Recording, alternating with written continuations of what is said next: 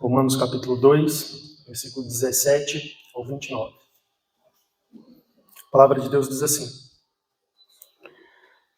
Se, porém, tu que tens por sobrenome judeu, e repousas na lei, e te glorias em Deus, que conheces a sua vontade e aprovas as coisas excelentes, sendo instruído na lei, que estás persuadido de que és guia dos cegos, luz dos que se encontram em trevas, instrutor de ignorantes, mestre de crianças, tendo na lei a forma da sabedoria e da verdade, tu, pois, que ensinas a outrem, não te ensinas a ti mesmo?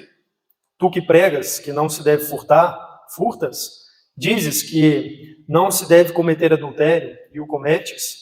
Abominas os ídolos e lhes roubas os templos? Tu que te glorias na lei, desonras a Deus pela transgressão da lei? Pois, como está escrito, o nome de Deus é blasfemado entre os gentios por vossa causa. Porque a circuncisão tem valor se praticardes a lei. Se és, porém, transgressor da lei, a tua circuncisão já se tornou incircuncisão. Se, pois, a incircuncisão observa os preceitos da lei, não será ela, porventura, considerada como circuncisão? E se aquele que é incircunciso por natureza cumpre a lei, certamente ele te julgará a ti, que não obstante a letra e a circuncisão, és transgressor da lei. Porque não é judeu quem o é apenas exteriormente, nem é circuncisão a que é somente na carne. Porém, judeu é aquele que o é interiormente, e circuncisão a que é do coração, no espírito, não segundo a letra, e cujo louvor não procede dos homens, mas de Deus. Irmãos, quando eu leio e estudo essas palavras, eu não posso deixar de pensar nos três perigos que existem para aqueles que são cristãos nominais, apenas de nome, de profissão de fé. O primeiro perigo é justificar a sua condição espiritual a partir do conhecimento da Bíblia que possui. Eu já sei a Bíblia, eu conheço algumas doutrinas fundamentais da Escritura. No entanto, não tem de fato uma vida entregue à busca pela prática daquilo que está na palavra de Deus. Um outro perigo é a confiança em cerimônias e a confiança no senso de pertencimento de uma comunidade religiosa. Eu sou cristão, eu já fui batizado, eu participo da ceia na minha igreja. Eu sou cristão, eu vou nas reuniões, nos cultos da igreja, eu pertenço àquela igreja. Eu sou da igreja tal, sou da igreja batista. Eu participo dos eventos, da programação da igreja batista na cidade de Conselheiro Lafayette. Mas isso não faz de você uma pessoa salva. E o terceiro perigo para os cristãos nominais é o reconhecimento e a aprovação humana, e não do Senhor. As pessoas gostam disso e se justificam nisso. Olha o fulano, como que ele participa da igreja, hein? Como que ele é uma pessoa que faz as coisas tudo certinho, dentro da vontade de Deus. Olha como que ele ajuda, como que ele está sempre presente, como que ele apoia a causa. E aí as pessoas vão dando assim feedbacks de visualizar, de perceber que alguém está envolvido externamente nas coisas da igreja, na obra de Cristo, na causa do Evangelho. E aí fala assim, nossa, puxa vida, né? Como que aquela pessoa está indo bem? Mas isso não quer dizer que o coração daquela pessoa está bem. Então são três perigos para aqueles que são apenas cristãos nominais. Porque as pessoas, elas tendem a se justificar por essas coisas. Autossalvo, eu conheço a Bíblia, em alguma medida. Eu me conformei em algumas coisas aquilo que eu aprendi na Bíblia. Pelo menos de aparência, eu estou vivendo aquilo que a Bíblia ensina. Será? Será? Primeira coisa que precisa ser conformada é o coração, não o contexto externo. Não, eu participo das cerimônias ordenadas pelo próprio Cristo no Evangelho. Sou praticante dos ritualismos da minha religião cristã. Eu sou membro de uma igreja local, um movimento visível. Eu consigo me ver pertencendo ao povo de Deus. Será? Olha, as pessoas olham para mim e dizem assim, fulano de tal está bem. Olha como é que ele está firme. Olha como que ele está ajudando. Será? Esses eram 3 pontos, os quais os judeus também tentavam justificar a sua condição espiritual, irmãos, e pelos quais eles rejeitaram o evangelho da salvação pela fé em Cristo Jesus, como uma obra de graça oferecida para a salvação de pecadores. O apóstolo Paulo aqui, na Epístola aos Romanos, ele está apresentando o motivo pelo qual a humanidade, todos os seres humanos, precisam do evangelho de Cristo e da salvação oferecida por Jesus Cristo. A gente deve lembrar que o contexto dessas palavras começa lá no capítulo 1, versículo de número 16 e 17, quando Paulo diz assim: estou pronto a ir a Roma pregar o evangelho, porque não me envergonho do evangelho, pois é o poder de Deus para a salvação, primeiro do judeu e também do grego, visto que a justiça de Deus se revela no evangelho de fé em fé, como está escrito, o justo viverá pela fé. Esse é o contexto das palavras que a gente está trabalhando aqui. Desde o capítulo 1, versículo 16, até o final do capítulo 2, Paulo está argumentando que ele prega o evangelho, que ele não tem vergonha disso, porque as pessoas precisam da salvação que o evangelho oferece. As pessoas precisam da obra de Deus, da justiça que Deus provê em Cristo Jesus, o seu Filho enviado ao mundo para morrer na cruz pelos nossos pecados. Então, no capítulo de número 1, versículo 18, ele começa a mostrar que todos, começando das pessoas que são gentias, que não pertencem à comunidade de Israel, todos são indesculpáveis diante de Deus, porque rejeitam a verdade acessível de Deus. Assim, eles se colocam sob a ira de Deus. É isso que ele está trabalhando no versículo 18 ao 32 do capítulo 1. No capítulo 2, ele coloca os judeus na mesma condição.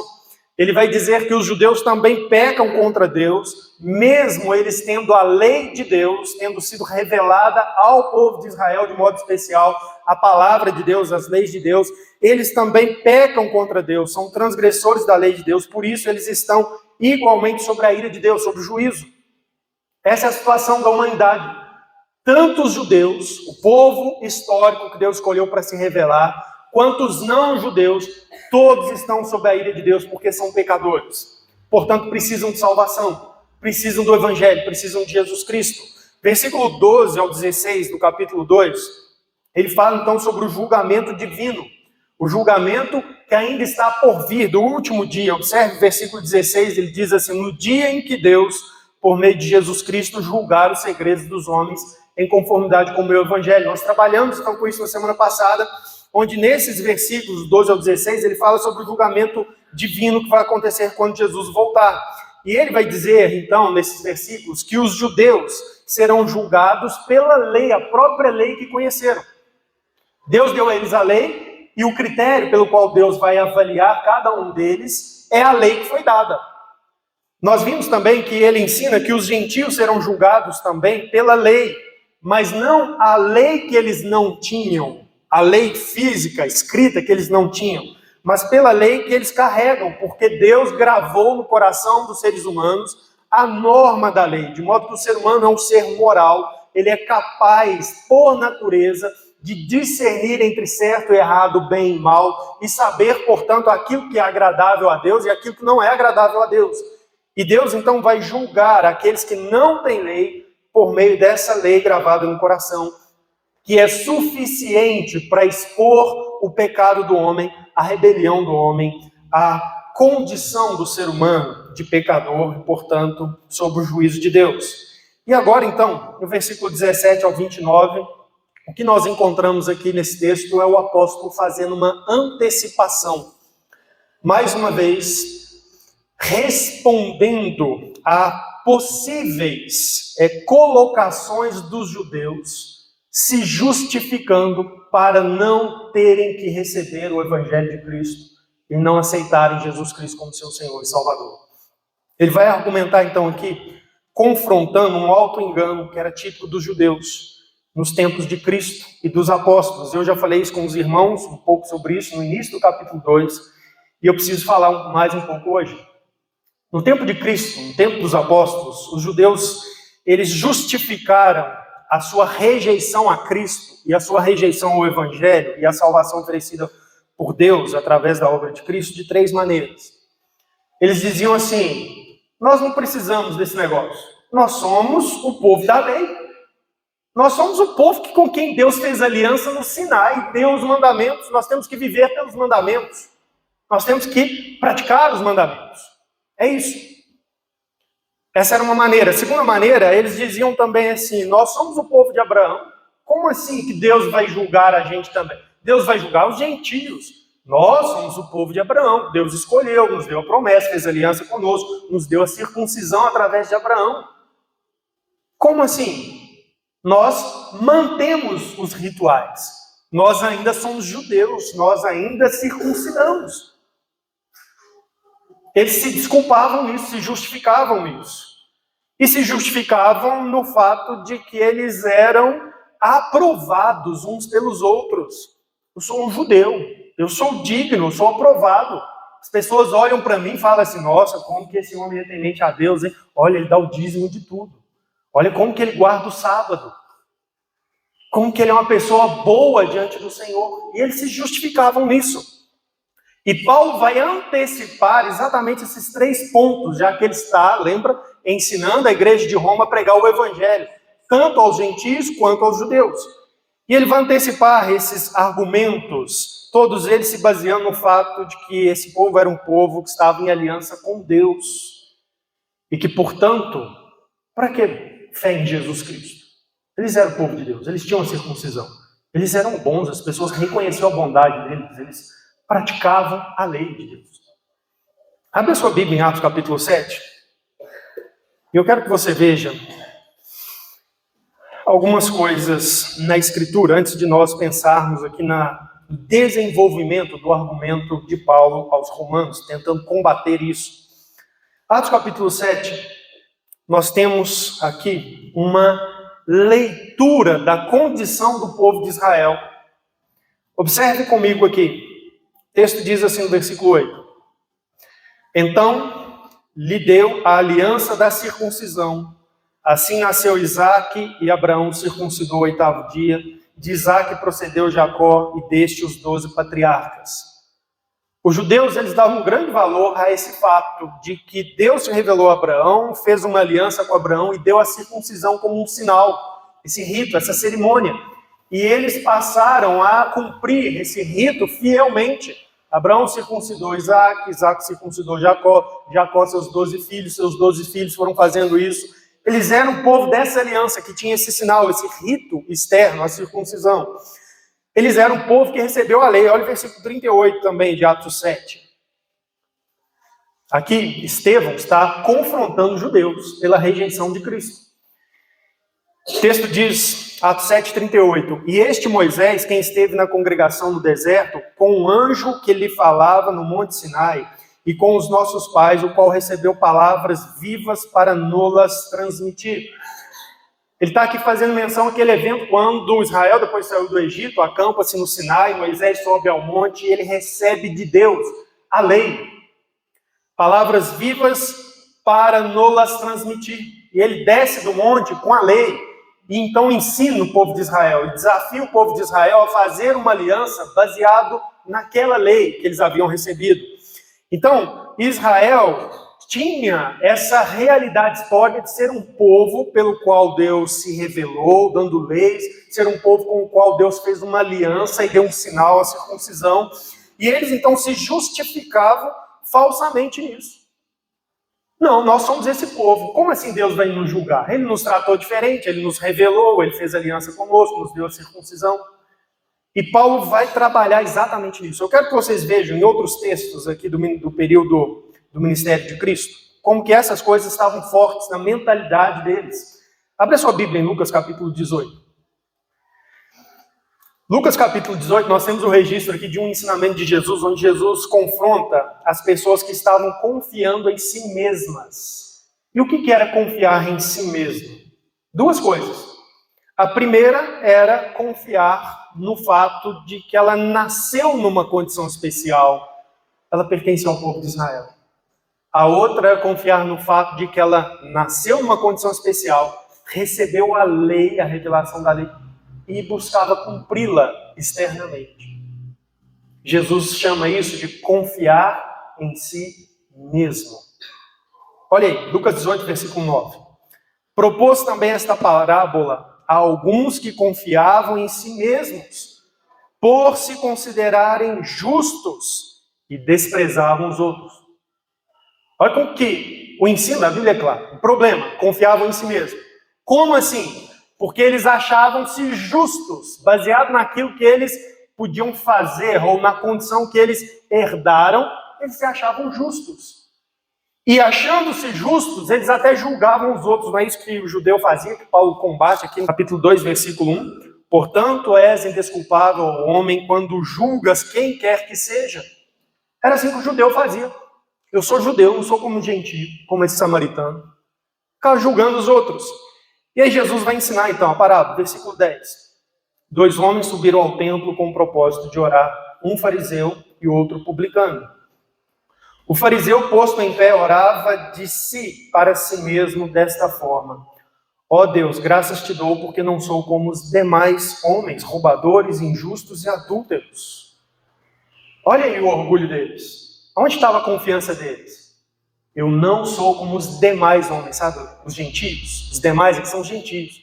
Eles são roubadores, eles são injustos, eles são adúlteros, eles não estão nem aí para a sua lei. Eu não sou como os demais homens. Eu sou um judeu. Eu sou do povo da aliança. Confiando nisso, em si próprio, no fim das contas. Achando que isso é a sua justiça. O texto continua dizendo: nem ainda como este publicano. O publicano aqui era um outro judeu, mas um judeu que trabalhava para o Império Romano, como cobrador de impostos. E eles viam nisso assim, um grande sacrilégio. E aí ele diz assim, para mostrar como ele era melhor que o publicano, que o outro judeu: jejuo 2 vezes por semana e dou o dízimo de tudo quanto ganho.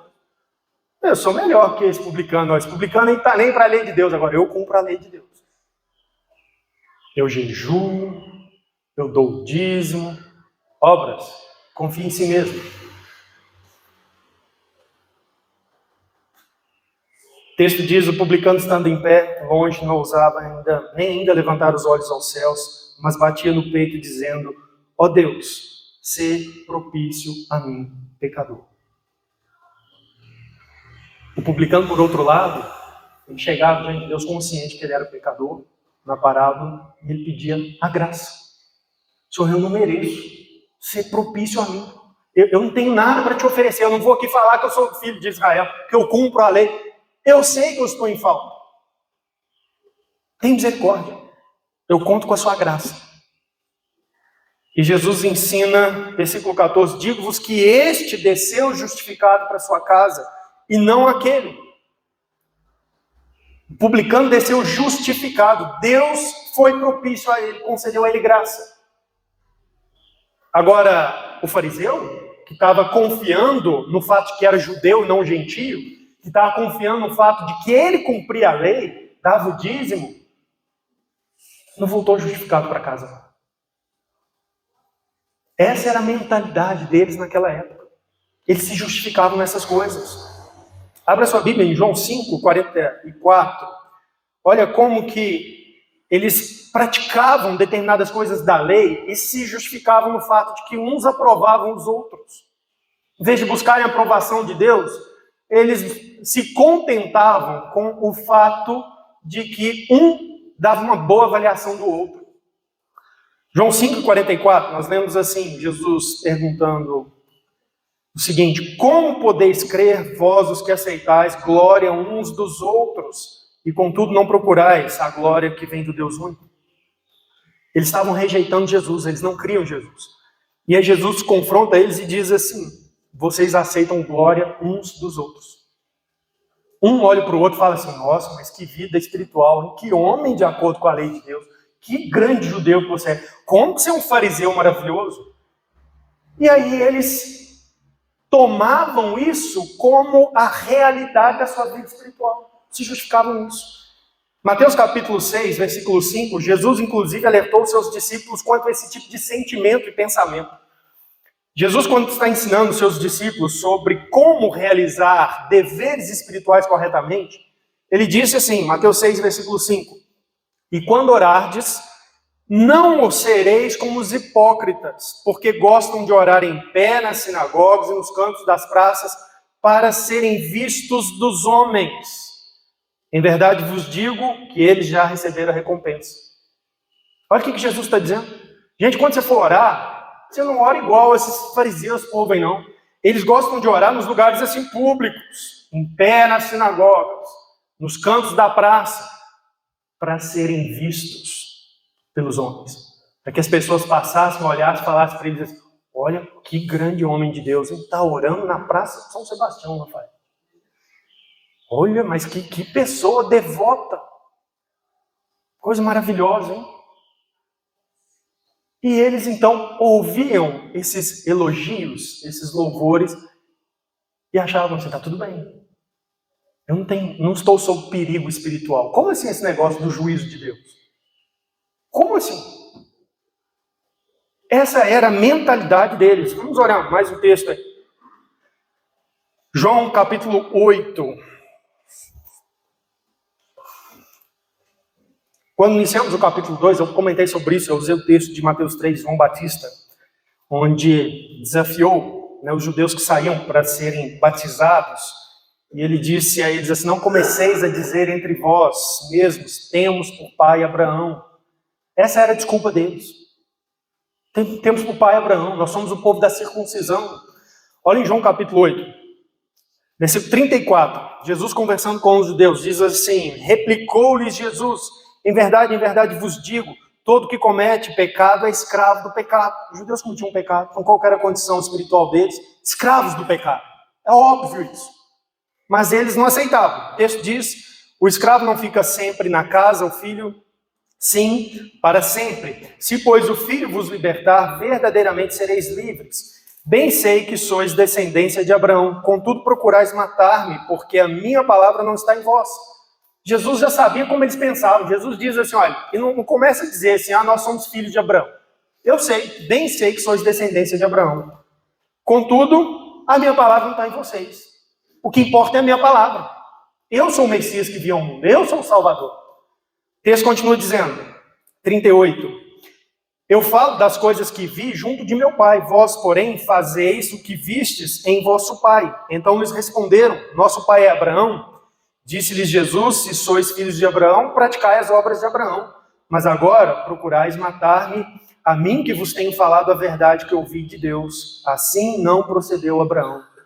Eles de novo falam, não, nós somos filhos de Abraão, como assim? E aí Jesus diz, se vocês são, pratiquem as obras dele.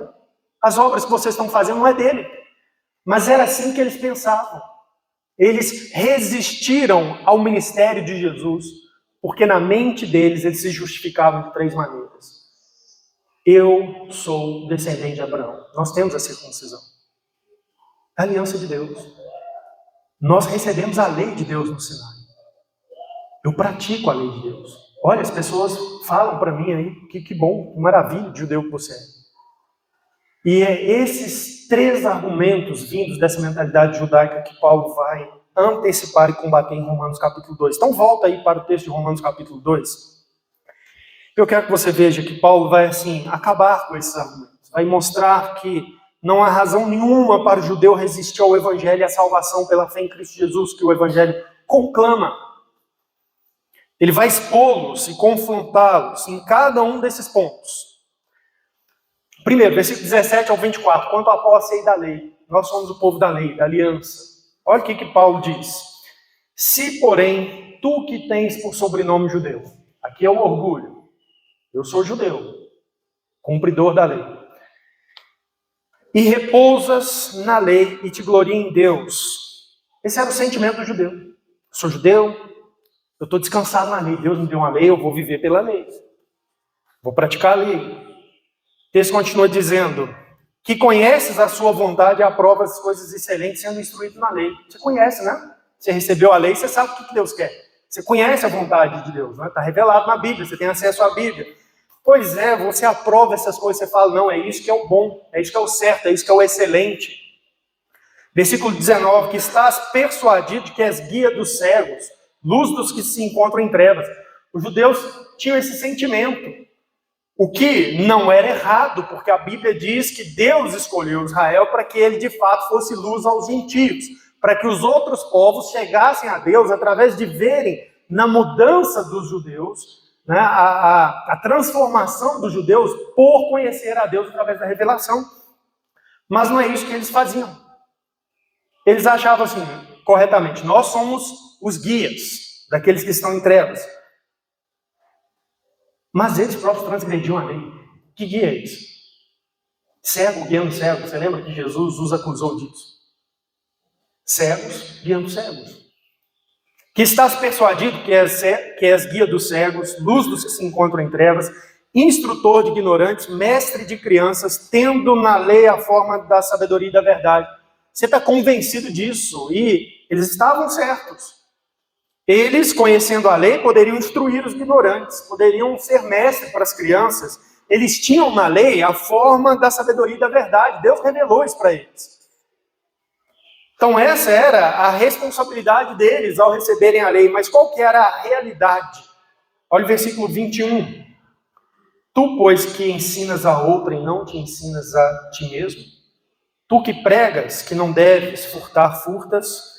Dizes que não deve cometer adultério e cometes. Abominas os ídolos e lhes rouba os templos. Tu que te glorias na lei, desonras a Deus pela transgressão da lei. Aí Paulo então confronta a incoerência. Opa, peraí. Como assim? Olha a hipocrisia. Você que fala assim, eu sou mestre dos ignorantes. Você que está aí se colocando como aquele que está apto para ensinar o outro, você não ensina a si próprio. Você não conforma a sua própria vida à vontade de Deus? Como assim? Tu faz as coisas que você ensina que não deve fazer, você diz assim, não deve furtar. Deus mandou lá, disse lá no mandamento, né? Não furtarás. Aí você vai e furta. Deus disse, não adulterarás. Você vai e comete adultério. Como assim? Que hipocrisia é essa? Abominas os ídolos e lhes roubas os templos. E é nessa frase, uma discussão, alguns autores pensam assim, mas como assim judeu roubando templo? Não acredito que judeu fazia uma coisa dessa. O ponto é, abra sua Bíblia em Deuteronômio 7, 25, eu acredito que o ponto está aqui na ligação que existe entre as imagens idólatras e o tomar elas, mesmo que sejam apenas como valores, mas como são idólatras, você de algum modo está roubando a ídolos ali. Olha o texto, Deuteronômio 7, 25, existe uma ligação. A Bíblia diz assim, as imagens de escultura de seus deuses queimarás. A prata e o ouro que estão sobre elas não cobiçarás, nem os tomarás para ti, para que não te enlaces neles, pois são abominação ao Senhor teu Deus. Não meterás coisa abominável em tua casa, para que não sejas amaldiçoado semelhante a ela. De todo a detestarás e de todo a abominarás, pois é amaldiçoada. A lei da Escritura era a seguinte, quando Israel entrasse na Terra Prometida, eles iam combater um povo pagão, os cananitas. E a orientação é, olha, você vai chegar, eles vão ter os seus templos, as suas riquezas, os seus ídolos, cobertos de ouro, de joias. Vocês não vão tomá-los. Nem que seja apenas pelo valor. Não, você não vai cobiçar isso. Porque se esse negócio for entregue à idolatria, está amaldiçoado diante de Deus. Você vai eliminar essas coisas. Se você tomar isso, você estará roubando, porque Deus está dizendo que isso não te pertence, é para você destruir. E aparentemente, os judeus não fizeram isso sempre. Talvez alguns autores tenham até levantado a possibilidade de que houve entre os judeus uma prática deste crime, porque lá em Atos capítulo 19, quando o apóstolo Paulo está em Éfeso, o gentio que dá um depoimento ali a respeito da situação que aconteceu em Éfeso, aquele alvoroço, ele fala para as autoridades assim, olha, eles não são sacrílegos não. Parece que essa era uma conduta comum dos judeus. Se eles tivessem a oportunidade, eles roubavam os templos dos pagãos, porque tinha ouro, tinha valor, tinha joias. Aquela mentalidade, isso não vale nada como culto, como Deus, é falso, mas tem valor material. Mas a instrução da Escritura é, você não vai se apoderar disso, não é seu, pertence a você. Então Paulo está confrontando que a incoerência deles, a hipocrisia, porque eles pecavam contra a lei que eles arrogavam conhecer, defender e ensinar. E ele então diz, 23, tu que te glorias na lei, desonras a Deus pela transgressão da lei. Você recebeu a lei, você sabe com muita clareza qual é a vontade do Senhor e você faz exatamente aquilo que você sabe que você não deve fazer. Você está desonrando a Deus assim. Essa é a sua condição. Não é que você é um povo maravilhoso, especial, não. Você desonra a Deus. Essa é a situação do judeu. Qual que era a consequência, então, dessa postura dos judeus? Versículo 24. Pois como está escrito, o nome de Deus é blasfemado entre os gentios por vossa causa. Olha como que eles tinham uma noção certa. Versículo 19. Estás persuadido que é guias dos cegos, luz dos que se encontram em trevas, instrutor de ignorantes, porque eles tinham na lei a forma da verdade e da sabedoria. Eles receberam a lei, a sabedoria, a verdade, eles podiam ser luz para o mundo. No entanto, o comportamento deles de transgredir a lei que eles receberam fez com que as pessoas olhassem e, em vez de reconhecer Deus e exaltar a Deus, blasfemavam contra Deus. Dizia assim, esse povo faz as mesmas coisas que nós fazemos. Eles ficam cheios de cerimônias e aparência, mas no final das contas, olha só, eles roubam também, eles adulteram também, eles saqueiam os templos também. Eles são iguais a nós. O Deus dele deve ser igual ao nosso. Paulo diz, ele traz aqui Isaías, 52, versículo 5, e diz, pois como está escrito, o nome de Deus é blasfemado entre os gentios por vossa causa. Aqui Paulo está interpretando a história de Israel. E Isaías, quando começa a anunciar o juízo que viria sobre Israel, ele anuncia exatamente nesses termos. Deus vai trazer o castigo, o cativeiro, os babilônios vão vir, porque vocês transgrediram a lei, sim. E sabe o que aconteceu? Em vez de vocês serem luz para os povos estão olhando e falando assim, esse Deus de Israel aí não vale nada, é igual aos nossos deuses mesmo. Isaías 52, versículo 5, diz assim, agora, que farei eu aqui, diz o Senhor, visto ter sido o meu povo levado sem preço, os seus tiranos sobre eles dão uivos, diz o Senhor, e o meu nome é blasfemado incessantemente todo dia. Ninguém temia o Deus de Israel mais. Você se lembra, a Bíblia conta quando Israel saiu do Egito, por causa dos grandes feitos, os povos tremeram. O testemunho de Raabe para os espias foi, olha, o coração da cidade se derreteu, que sabe que vocês têm um Deus poderoso. Mas com o passar do tempo, à medida que eles foram se desviando e transgredindo a lei de Deus, o que as pessoas falavam? Esse Deus aí está com nada. Esse povo é igual a gente mesmo, é só uma divindade com um nome diferente. Tem mudança nenhuma, tem alteração nenhuma. Não temiam o Senhor. Paulo vai expô-los também, versículo 25 ao 29, quanto à circuncisão. Observe comigo agora, versículo 25. Ele diz assim, porque a circuncisão tem valor se praticares a lei. Antes do judeu falar assim, mas nós também temos a circuncisão. Ele diz assim, porque a circuncisão tem valor se praticares a lei. Se és, porém, transgressor da lei, a tua circuncisão já se tornou incircuncisão. Ou seja, se Israel transgride a lei de Deus, peca. Se peca, é impuro. Circuncisão, irmãos, a gente tem que lembrar aqui, foi o rito que foi dado por Deus a Abraão e a sua descendência, está lá em Gênesis 17. Era uma pequena cirurgia que era feita onde havia ali a remoção do prepúcio que cobria a extremidade do órgão sexual masculino. Aquela carne, da ponta, da extremidade do órgão sexual era removida. Ali era eliminado, então, aquela pele que guarda sujeira, impureza, numa parte íntima do corpo. Então, a circuncisão era um símbolo de pureza, de purificação interna, íntima.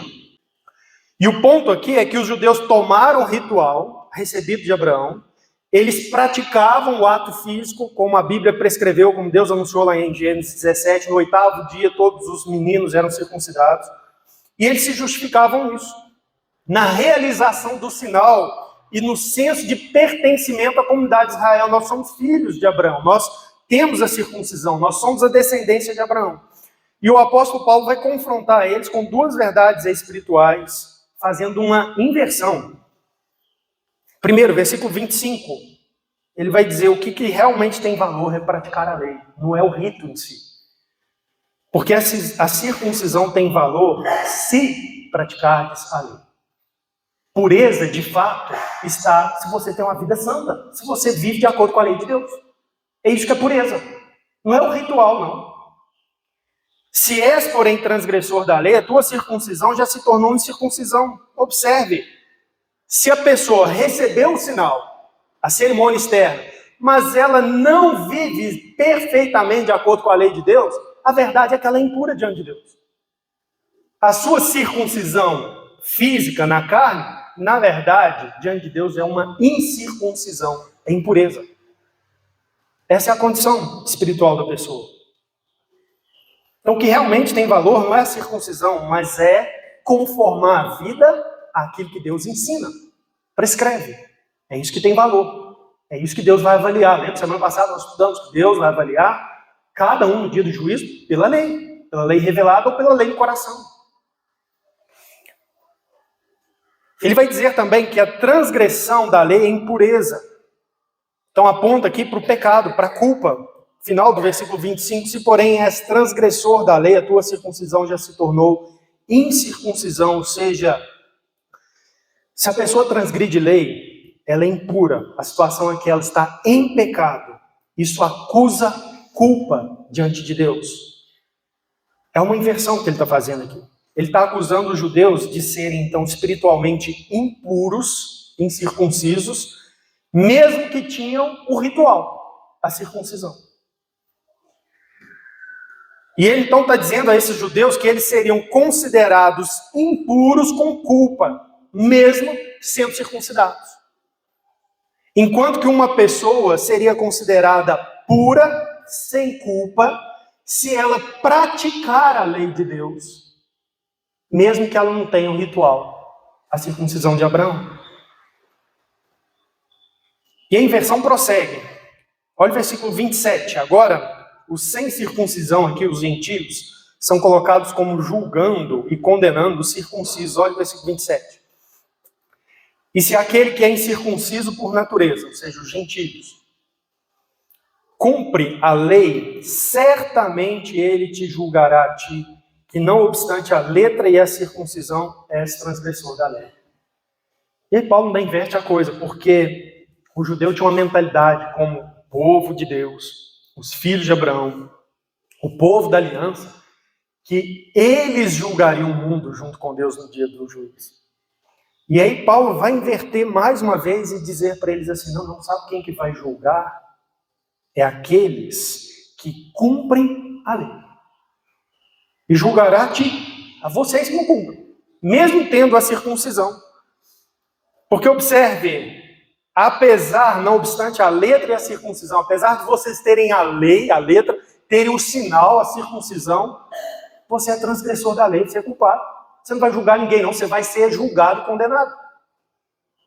Essa é a situação. E aí ele conclui, versículo 28 e 29 aqui, com dois ensinos. O que é então um judeu verdadeiro? O que é circuncisão verdadeira? Ele diz assim, porque não é judeu quem o é apenas exteriormente, nem circuncisão aqui somente na carne. É o resumo que ele está dizendo, gente, não confie na sua origem, no fato de ser um judeu, que você tem circuncisão, não confie no ritual. Não é um judeu quem é apenas exteriormente, circuncisão quem tem isso operado na sua carne, no físico. Não é isso que é ser parte do povo de Deus. O que é judeu verdadeiro? O que é circuncisão verdadeira? 29. Porém, judeu é aquele que o é interiormente. Ou seja, desde o interior, o homem interior. A coisa tem que acontecer no coração. E circuncisão, versículo 29, aqui é do coração, no espírito, não segundo a letra, cujo louvor não procede dos homens, mas de Deus. E circuncisão verdadeira é aquela do coração purificado. Não é de um ritual para referir-se cerimonialmente, simbologicamente, à pureza que é devida diante de Deus. Mas é aquela pessoa que tem o coração, de fato, purificado diante do Senhor. É aquela pessoa que passou por um novo nascimento. Observe, ele diz assim, não segundo a letra, não tem a ver com cumprir, capacidade de cumprir Bíblia. Conformar sua vida à lei de Deus. Ser moralmente bom e perfeito. Não tem a ver com isso. Mas ele diz aqui é do coração no espírito. Passou por uma mudança aqui no coração. Foi transformado algo aqui dentro. Tem a ver com o novo nascimento. Tem a ver com Efésios 2. Ele vos deu vida estando vós mortos nos vossos delitos e pecados. A circuncisão, a pureza verdadeira, é aquela que vem a partir de um coração purificado. É aquela que vem a partir de uma mudança interior. Por isso, voltando ao versículo 26, a prática da lei não tem a ver aqui, irmãos, com conformação perfeita, mas uma mudança do coração. Porque a lei, ela nos leva para isso. A ideia é alcançar o coração. Mostrar que o coração precisa de transformação, de mudança. Paulo vai escrever em Gálatas que a lei nos serve diário para nos levar a Cristo. Porque ela expõe a nossa podridão, a nossa incapacidade moral, a nossa inadequação moral diante de Deus. E aí nos coloca prontos para recebermos em Cristo uma mudança, uma transformação. E há aqui também um jogo de palavras. O termo judeu vem do nome Judá, um dos 12 filhos de Jacó. Lá em Gênesis 29, 35, quando a sua mãe colocou o nome na criança de Judá, o texto diz assim: de novo concebeu e deu à luz a um filho, então disse, esta vez louvarei o Senhor, e por isso lhe chamou Judá. Lia colocou o nome na criança de Judá, que disse assim, eu louvarei o Senhor. A palavra Judá, o nome, tem a ver com louvor, com honra. Quando Jacó, já idoso, prestes a morrer, foi abençoar seus filhos, lá em Gênesis 49, versículo 8, ele disse então assim sobre Judá: Judá, teus irmãos te louvarão. E agora Paulo então toma esse conceito, que tem a ver com louvor, com orgulho que os judeus desenvolveram, de ter o nome judeu, de ser reconhecido como povo de Deus, como aqueles que praticavam a palavra de Deus. E ele vai terminar então aí o texto dizendo assim, cujo louvor não procede dos homens, mas de Deus. O judeu, de fato, não é aquele que tem a aprovação dos homens, não. É aquele que tem a aprovação de Deus. Quem é parte do povo de Deus é aqueles que Deus olha e fala assim, é puro, é santo, está justificado. O que esse texto então ensina para a gente, irmãos? Ele nos ensina e nos desafia. Eu tenho dito para os irmãos que Paulo está nos ensinando aqui a pregar o Evangelho corretamente. A maneira correta de nós pregarmos o Evangelho é mostrar o tempo todo que o padrão que Deus exige é a sua lei. O ser humano tem que se conformar perfeitamente à lei de Deus.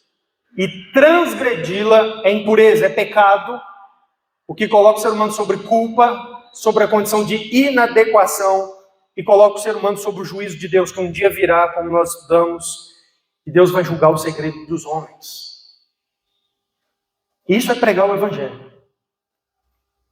A gente precisa apresentar isso para as pessoas, para que as pessoas então percebam que elas precisam da salvação em Cristo Jesus. Porque não me envergonho do Evangelho. É o poder de Deus para a salvação. Primeiro do judeu, depois do grego. Isso é pregar o Evangelho. É dizer para as pessoas, olha, sabe o que Deus exige de você? Que você seja perfeito dentro da lei dele. É isso. Você é perfeito? Não. Então você precisa da graça. Você precisa do sacrifício de Cristo para cobrir os seus pecados, porque você tem culpa. Isso é o Evangelho.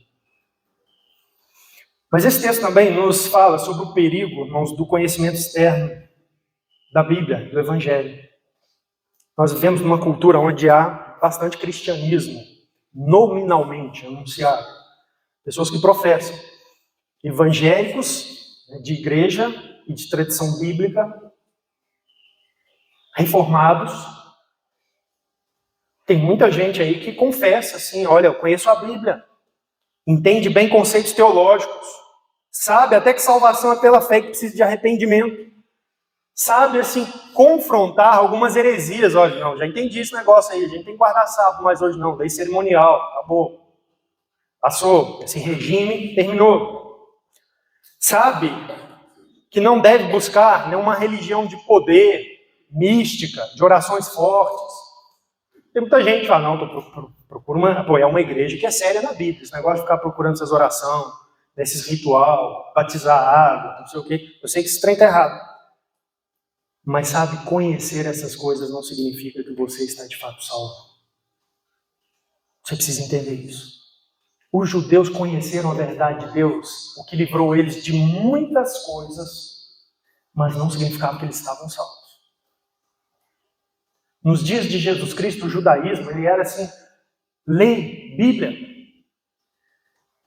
Os mestres eram os escribas, os fariseus eram devotos à lei.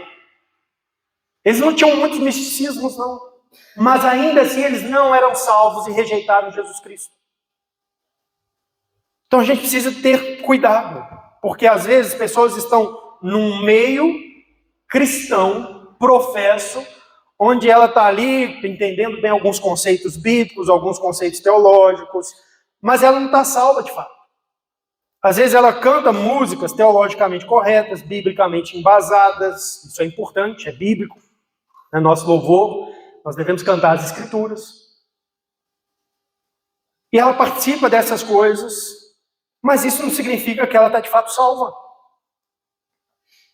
Importante isso.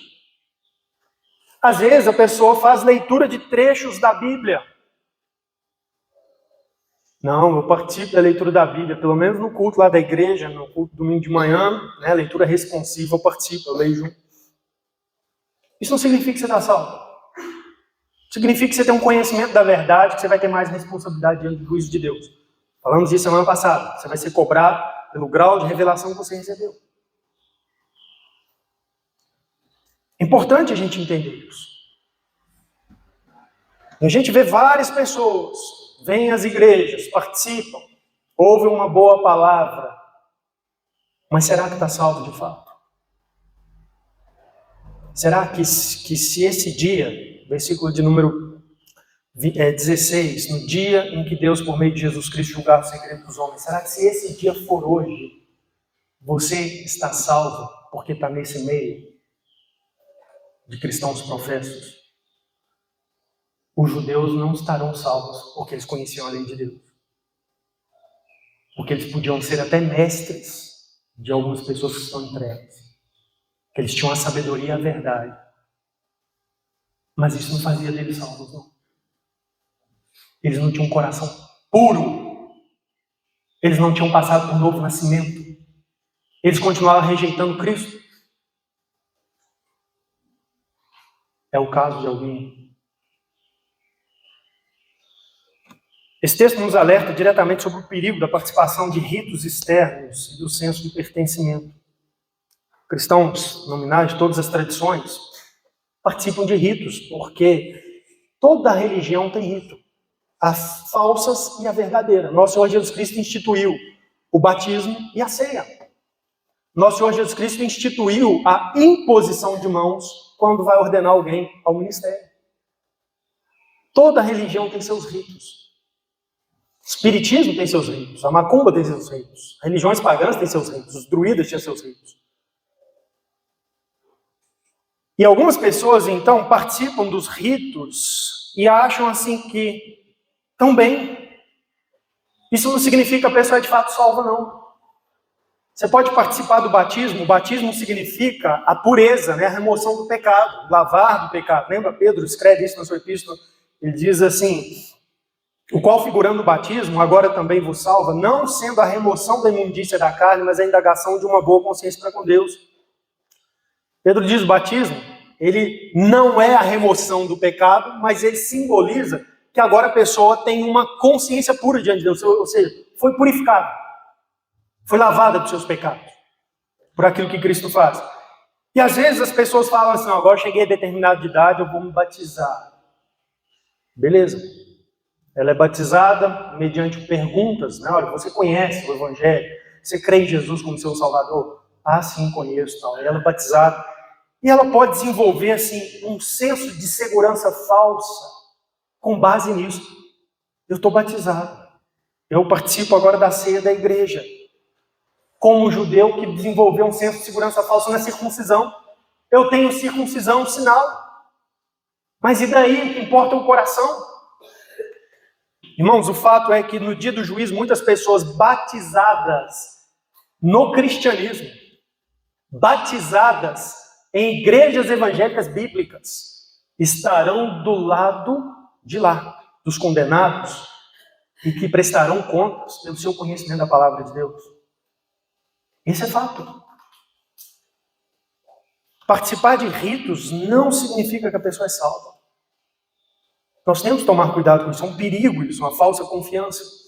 E não só pensando nos ritos que a Bíblia estipula, mas tem muitas pessoas que estão confiadas assim no fato de que tomam, né, parte de ritos externos. Católicos romanos, em geral, você pergunta para eles e eles vão, de algum modo, lembrar: eu fui batizado, eu participei da primeira comunhão, eu fiz crisma, eu fiz confissão, eu realizo penitências de vez em quando, na quarta-feira de cinzas eu levo a cinza na testa, eu participo da missa, tomo a hóstia, tudo ritos.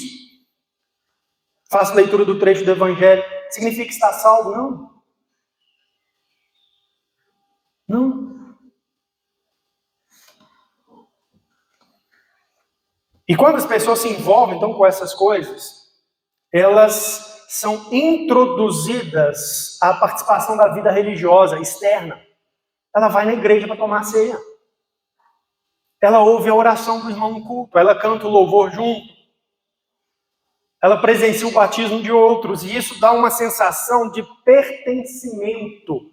O que não significa também que você está salvo. A pessoa pode pertencer à comunidade visível, à igreja visível, que a gente vê, se identifica, mas não pertencer à igreja invisível. A verdadeira, aquela por quem Jesus Cristo morreu. Importante isso. É um perigo isso. Existe o perigo do elogio, do reconhecimento humano. Nós temos uma tendência de buscar o reconhecimento de outras pessoas, não temos? A gente tem que tomar cuidado porque a gente pode usar isso como o termômetro da sua condição espiritual. Ei, outros cristãos não vê seu coração, não. Ele pode ver você chegar na igreja no horário, para o culto, e falar assim: que bom, né? Olha, aquela família chegou no horário, que joia. Mas ele está vendo uma coisa externa, ele está vendo seu coração. Você tem que tomar cuidado com isso. Olha como que essa pessoa está ajudando, está participando. Essa semana, nós tivemos uma organização aqui por causa dos móveis da igreja, uns irmãos ajudaram. Ótimo, mas isso não mostra que está no coração, não. Você entende?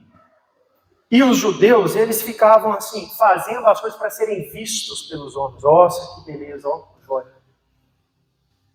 E com aquele aval, com aquela aprovação dos outros, eles achavam que eles estavam bem espiritualmente, não estavam. E Paulo vai dizer para eles assim: olha, judeu, de fato, é aquele que tem o louvor de Deus. É que Deus olha e aprova, e Deus olha lá dentro. Porque o judeu verdadeiro é o que é interiormente. O povo de Deus tem que acontecer uma mudança interna. Pureza de verdade é a que está no coração. Não é circuncisão. É coração. Então, irmãos, o verdadeiro salvo é aquele que tem um coração mudado, regenerado. Uma mudança que Deus opera pelo seu Espírito. E que leva, então, a pessoa ao arrependimento, à fé em Jesus. E a buscar viver para a glória de Deus. Aí ela está conformada à lei de Deus. A lei visava alcançar o coração.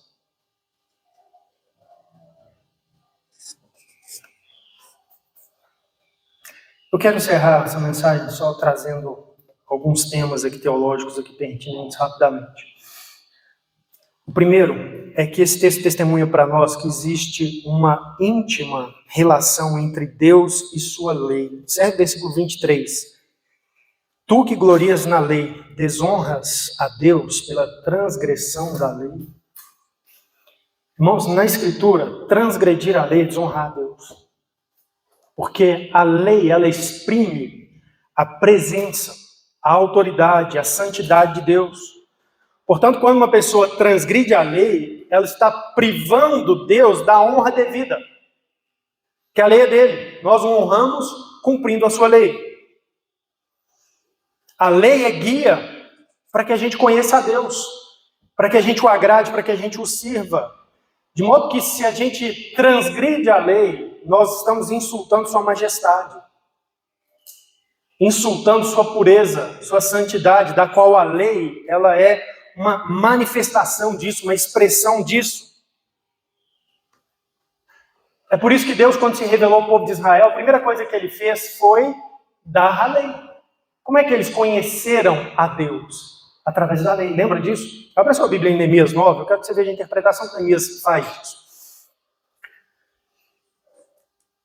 Quando Deus tira Israel do Egito, e ele vai dar-se a conhecer ao povo como um todo, o que ele fez foi revelar os mandamentos ao povo de Israel.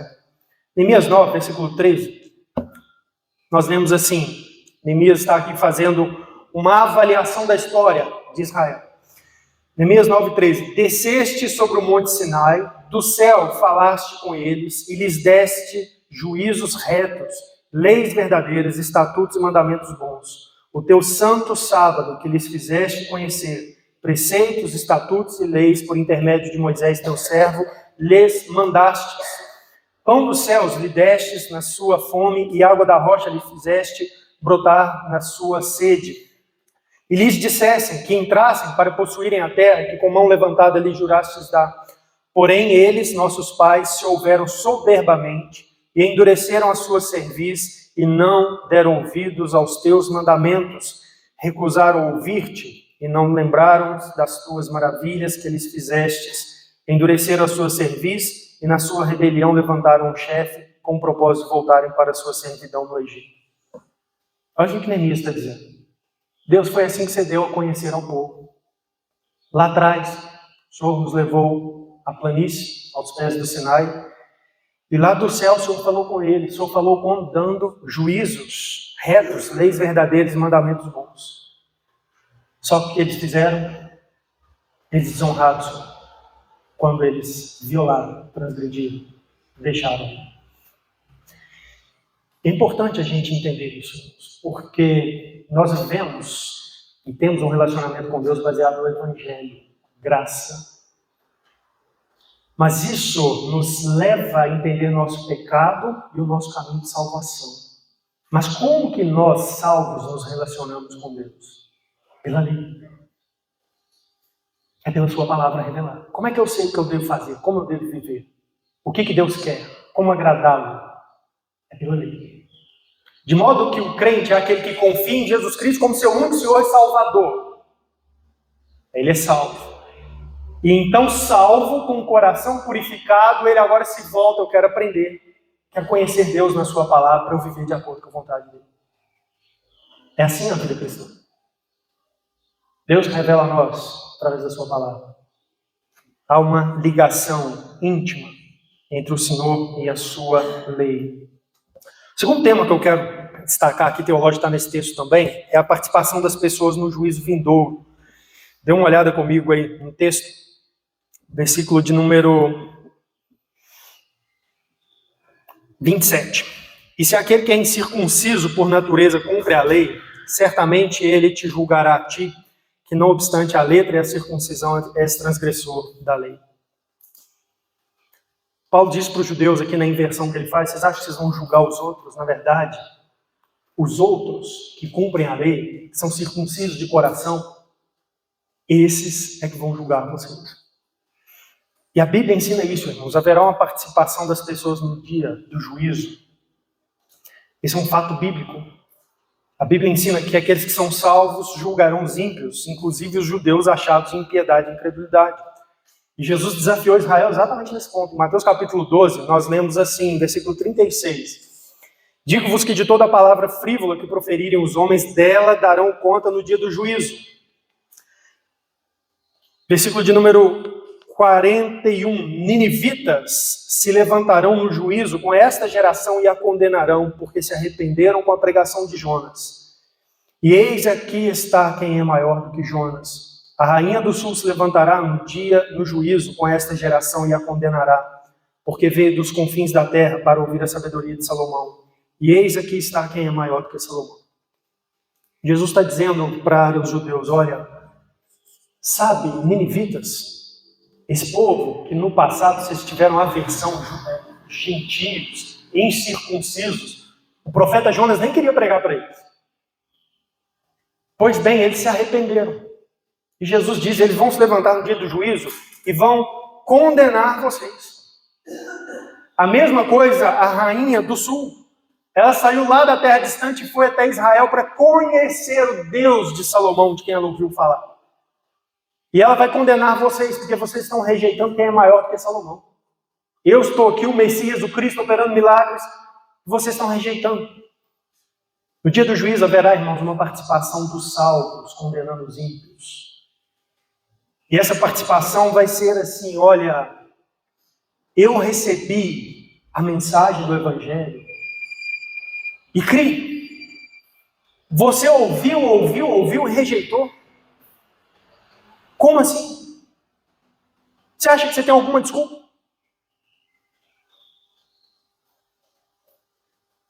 Haverá essa participação. E pode ser que alguns presentes aqui hoje ouçam de outros presentes aqui hoje. Assim, como assim? Eu estava lá naquela mesma igreja, ouvi a mesma pregação. E você continuou com o coração duro, incircunciso, conformando só algumas coisas externas. Você não deu atenção ao evangelho, à pregação, ao alerta. Acontecerá isso no dia do juízo. Paulo faz nesse texto também aqui uma teologia bíblica, um conceito de olhar para os textos narrativos do Antigo Testamento e ir conduzindo, ele construindo as verdades que ele revela sobre as coisas de Deus, sobre as coisas espirituais. E o que ele diz aqui é que Israel falhou em cumprir a lei, falhou em ser luz, foi culpado, então, pela blasfêmia do nome de Deus. No versículo 24 de Romanos 2, ele diz, pois como está escrito, o nome de Deus é blasfemado entre os gentios por vossa causa. Então ele está aqui interpretando a história de Israel e dizendo o erro lá de trás, que já foi reprovado pelos profetas, é o erro de vocês agora. Vocês conhecem a Deus, não vivem de acordo com a lei de Deus e as pessoas olham e blasfemam o nome de Deus por causa disso. Mesmo erro.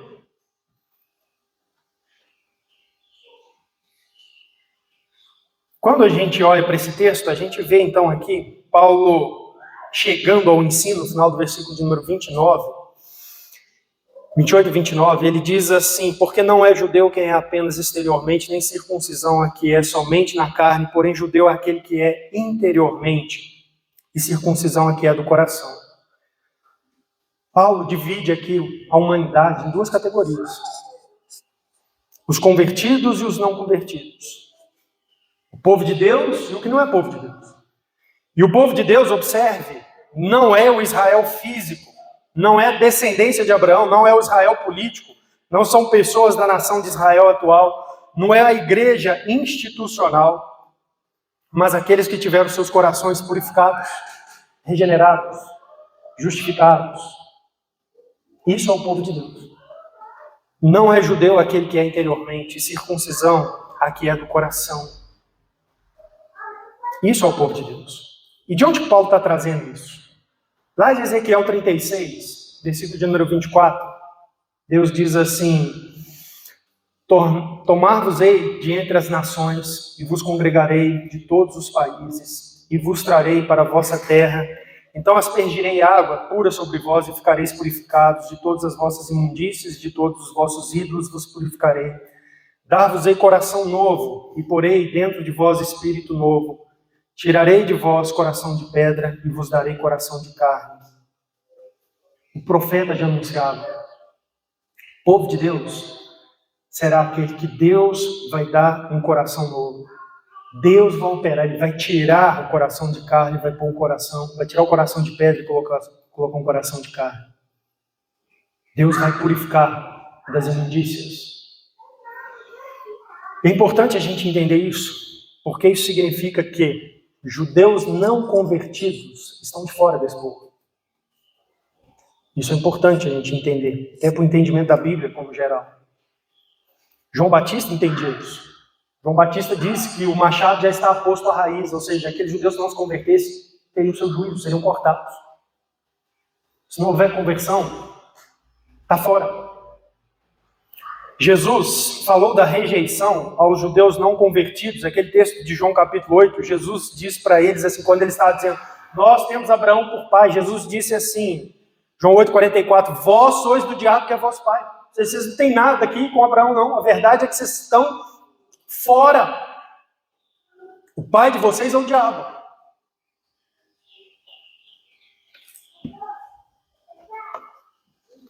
E dentro desse povo, então, existe uma realidade de não-judeus que são convertidos, gentios convertidos. Lucas capítulo 13, Jesus disse assim,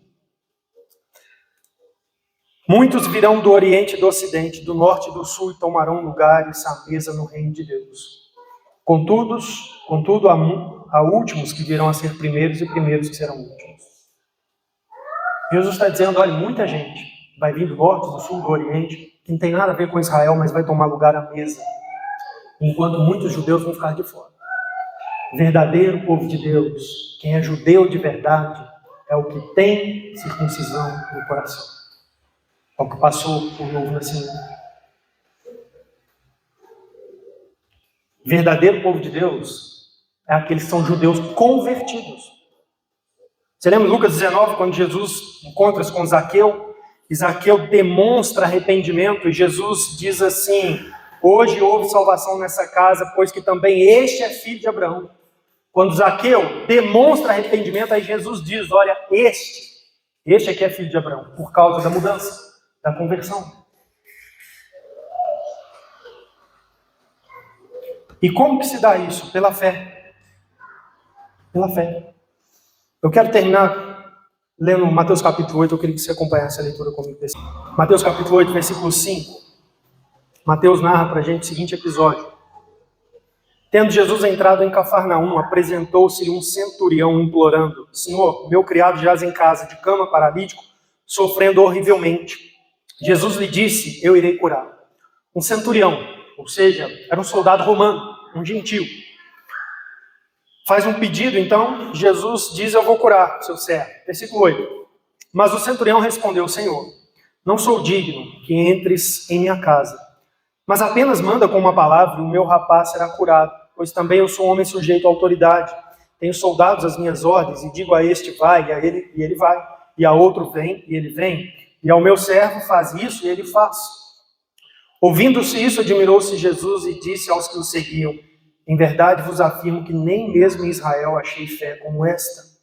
Digo-vos que muitos virão do Oriente e do Ocidente e tomarão lugares à mesa com Abraão, Isaque e Jacó no reino dos céus. Observe, nem mesmo em Israel achei fé como essa. Passa pela fé. A fé que o Evangelho nos chama a ter, confiar somente em Jesus Cristo. Qual que é o resultado disso? Muitos, por crer, virão do Oriente e do Ocidente e vão se assentar na mesa de quem? De Abraão, Isaque e Jacó. Não é os circuncidados, mas aqueles que creem. Eles vão vir e vão sentar à mesa com Abraão, Isaque e Jacó no reino dos céus. Ao passo que os filhos do reino serão lançados fora. Mas muitos dessa linhagem, dessa descendência, serão lançados fora, ou seja, não fazem parte. Esse é um conceito importante a gente entender na Escritura. Nós vamos chegar no capítulo 11 de Romanos, o Paulo vai tratar disso, explicando sobre se Deus rejeitou Israel ou não. Esse é um conceito importante, tem implicações lá no capítulo 11. Que Deus nos abençoe para que a gente entenda e sustente essas verdades, principalmente pregue o Evangelho com sabedoria e para que a gente nos avalie. Que não haja ninguém entre nós que esteja se justificando com base em conhecer Bíblia, com base em participar da igreja, de algum ritual, de alguma cerimônia, batismo, ceia, ou com base no que os outros estão dizendo sobre sua conduta. Ah, fulano está muito crente na igreja, olha que maravilha, que bênção que está. Talvez seu coração seja um horror diante de Deus. Que Deus te dê misericórdia. Vamos ficar de pé, vamos orar?